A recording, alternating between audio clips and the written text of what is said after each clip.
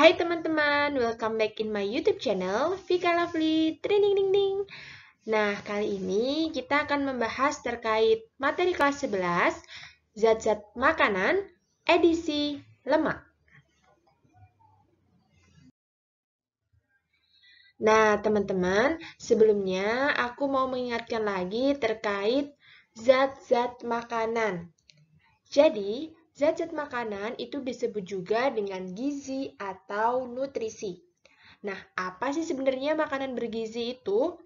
Makanan bergizi adalah makanan yang mengandung karbohidrat, protein, lemak atau lipid, vitamin, dan mineral dalam jumlah yang mencukupi kebutuhan tubuh.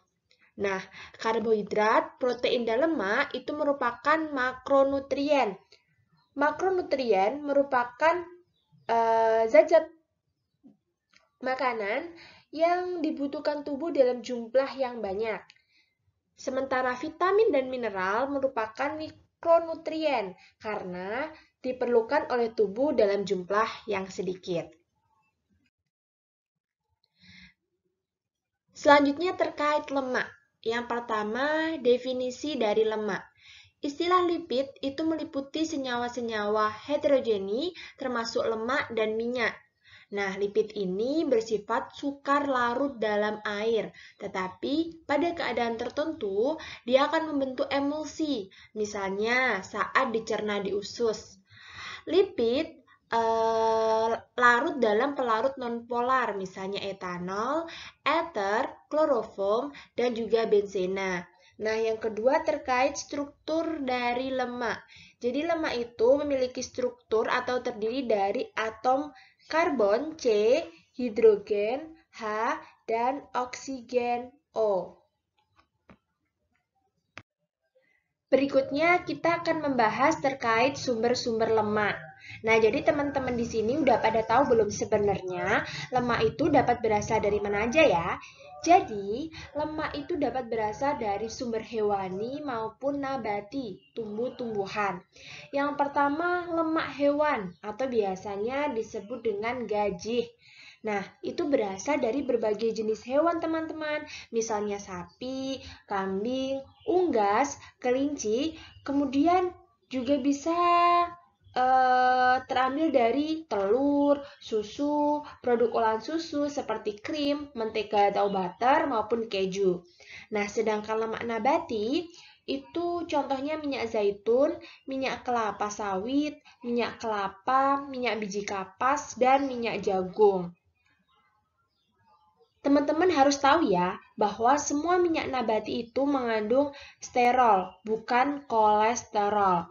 Nah, minyak nabati itu mengandung asam-asam lemak esensial seperti asam linoleat, lenolenat, dan arakidonat yang dapat mencegah penyempitan pembuluh darah akibat penumpukan kolesterol. Berikutnya kita membahas terkait fungsi dari lemak. Nah, fungsi lemak itu ternyata banyak banget. Yang pertama, bisa sebagai sumber energi yang lebih efektif dibandingkan dengan karbohidrat dan protein. Karena setiap 1 gram lemak atau minyak itu dapat menghasilkan energi sekitar 9 kilokalori atau setara dengan 37 kilojoule. Nah, energi itu kita ketahui bahwa diperlukan untuk aktivitas dan kestabilan suhu tubuh. Jadi sangat penting buat teman-teman mengkonsumsi banyak makanan yang mengandung lemak, namun dengan kadar yang cukup. Yang berikutnya berfungsi sebagai perlindungan. Jadi, endapan jaringan lemak di sekitar organ tubuh itu juga akan mempertahankan organ tersebut dalam posisinya dan melindungi dari benturan. Yang ketiga adalah penyekat atau isolasi. Nah, jaringan subkutan yang terdiri atas lemak itu akan mencegah tubuh kehilangan panas. Yang berikutnya juga berfungsi sebagai timbulnya perasaan kenyang. Karena dengan adanya lemak di dalam sin kita ketika melewati duodenum itu akan mengakibatkan penghambatan peristaltik lambung dan sekresi asam sehingga dapat menunda waktu pengosongan lambung dan mencegah timbulnya rasa lapar. Selain itu juga berfungsi sebagai membangun jaringan tubuh karena lemak itu diperlukan sebagai bahan penyusun membran sel. Fungsi yang berikutnya itu sebagai penyedia vitamin larut lemak. Nah, misalnya A, D, E, dan K. Teman-teman tahu tidak bahwa minyak kelapa sawit itu banyak mengandung karotenoid atau provitamin A. Sedangkan lemak susu, kemudian minyak ikan laut itu juga mengandung vitamin A dan D. Bahkan minyak nabati itu mengandung vitamin E. Jadi banyak banget jenis-jenis dari lemak, baik itu berupa minyak maupun lemak susu yang mengandung banyak sekali vitamin. Berikutnya adalah juga berfungsi sebagai menghemat protein. Karena jika kebutuhan lemak tercukupi, protein itu tidak digunakan sebagai sumber energi, karena lemak dapat menggantikan posisi dari zat protein tersebut. Yang berikutnya berfungsi sebagai pelumas dan membantu pengeluaran sisa makanan. Dan yang terakhir, memberi kelezatan pada makanan.